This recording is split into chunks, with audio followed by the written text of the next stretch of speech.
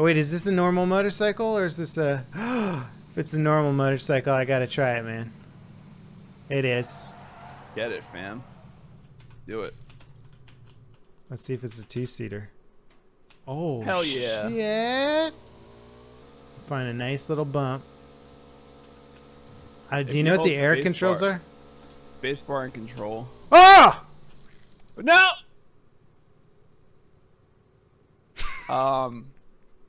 I'm never playing with you again. All right, so the new Battlegrounds patch is out. Not only does it add a motorbike to the game, but a new VSS suppressed weapon as well, which is a lot of fun to play with. I did eventually get the hang of driving the motorbike around. It's actually a lot of fun. It's a great vehicle for duos, or if you can find two of them for a game of squads, you can have your own little biker gang roaming around. But I like it a lot. You can definitely work your way up to doing some stunts with forward flips or backflips, but I wouldn't recommend it unless you're a little bit more experienced on it, or you got a teammate that can revive you once you wipe out horribly. And as for the vehicle controls, you need to balance it out once it's in air, so holding spacebar will pull the bike backwards and holding control will roll the bike forwards, and that'll allow you to land it better. It's not just going to be a vehicle that you can hop into and do amazingly. You have to have a little bit of driving skills to get the hang of it. It's a lot of fun. It's very quick and easy to get around rough terrain if you're experienced with it. Now that's not the only treat that they brought to the game. They've also added the VSS suppressed sniper rifle. This thing, in game anyway, shoots 9mm ammo. It has a fully suppressed barrel to begin with and a magnified optic. As for modifications, you can put an extended mag on it, which I believe is the same extended mag that you could put on a SKS. And it also can put a cheek rest on there as well. But other than that, it's kind of good to go at the start. Of course, the problem is that it's shooting subsonic ammo, which means your bullets are going to travel very slowly through the air and have a huge amount of drop at range, and not even super long distance, but like 100 to 200 meters. You're going to have to start looking down the notches on your optic to try and line up your sight properly. Lucky enough, we found an AFK player in this field, and I was able to test out this weapon at range. You can see my first shot hits him pretty much in the legs, and I have to start aiming between the first aimer and the second aimer to actually hit them while they're down on the ground. So just to give you an idea of where you're going to need to aim with this weapon at further ranges. Also, if you find somebody in medium or close range, the optic has so many different markings on the sight itself. I found it very distracting when having to try and shoot this weapon quickly. It would be nice if actually the center aimer was made red or something, just because it was too easy to lose track of center point with this weapon.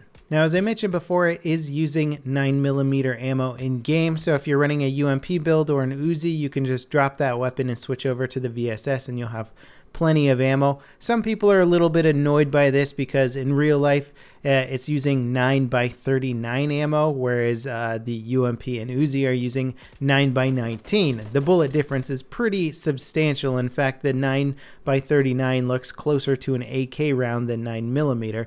The two rounds couldn't be further apart from each other in terms of size.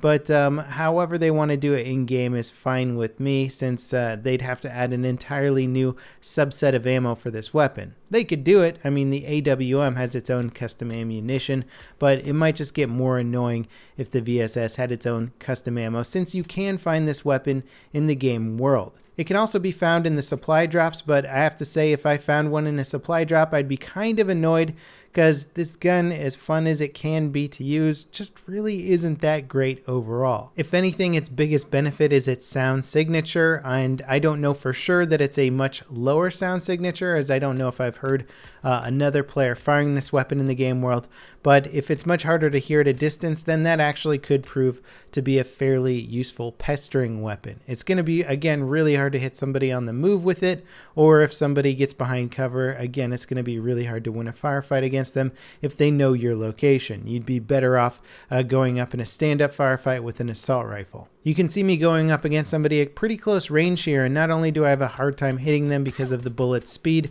but the actual optic itself is so clustered that I find it really difficult to find center point. And ultimately, endgame, I decided to switch to an assault rifle just because I felt much more comfortable and reliable with it.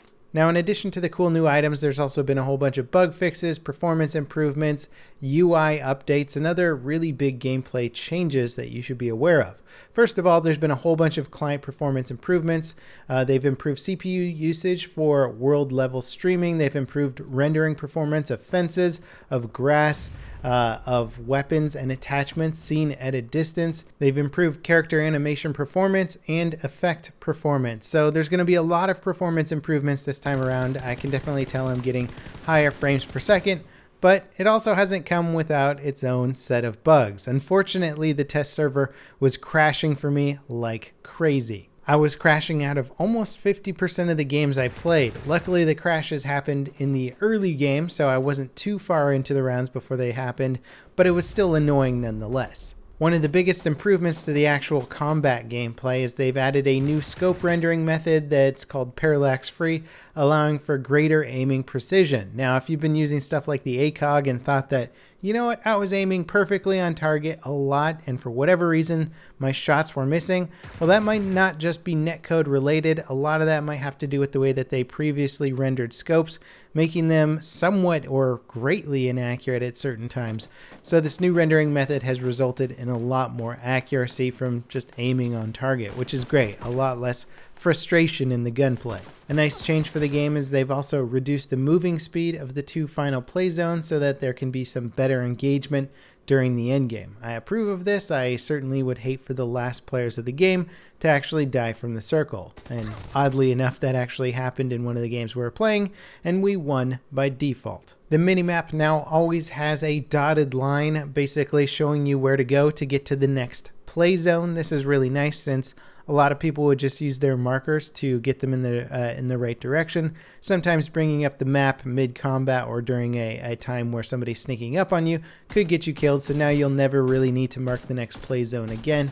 You'll always know just from looking at the minimap. Also, using the inventory to quickly pick up objects on the ground around you is no longer really viable in terms of making it faster, because your character now plays a pickup animation even if you're picking things up from the inventory screen. So no more of that quick dragging and dropping to get your character loaded out. This will slow down the loot process a little bit, but it will give less of an advantage to somebody using this sort of inventory menu exploit. Now, in addition to all these cool updates, they've also tweaked a lot of the weapons, both from balance and certain attachments. The Vector can now use the 416 stock as an upgrade to help with its recoil. They've adjusted the recoil on basically all of the assault rifles in the game, and they've slightly increased the damage of the AKM. However, they did reduce the pellet damage of all the shotguns in the game, so the one-shot kill on those is going to be a little bit closer range. 2x optics should also aim down sight a little bit faster than they did before. Now, a change that might actually go unnoticed in the patch notes if you're just glancing over them is actually pretty substantial. It's listed under the bugs section. Now, previously there have been cars that are a 100% guarantee spawn in the world map. So you can base your strategy based on where you want to jump out to and try and go for certain cars that you know are going to be there. Now, cars are never going to be a 100% guaranteed spawn. There'll be a lot of garages that have a pretty high chance of there being a car or vehicle in them, but it's never going to be guaranteed. I like this update because it's going to encourage people fighting for their territory when they first land. If you know that there's not a guaranteed car spawn, then that might not be your strategy when going down. You're going to try and find a good place to loot, get some gear, and then fight to maintain your territory. If you do find a car spawn, then you can get out of there, but now that's no longer a 100% guarantee spawn, so you can't really build a strategy around it as solidly as you could before. Now, there's actually a lot of other changes in this latest patch. It's all pretty good. It's all pretty exciting. My biggest concern is the amount of crashes I've had since the last patch. Luckily, there's been crash reports, but whenever I try and submit one, it always kind of crashes when submitting the crash report itself. So hopefully Bluehole will be on top of these game crashes and get that fixed before they launch it in the standard version of Battlegrounds. But this is a really substantial patch. It's going to change the gameplay pretty significantly. It's going to add new things to the game, and it's going to improve performance, something that I think everybody can be pretty excited about. As always, guys, thanks for watching. Let me know what you think of the new patch as it comes out today, and I'll see you next time. This is Level Cap signing off.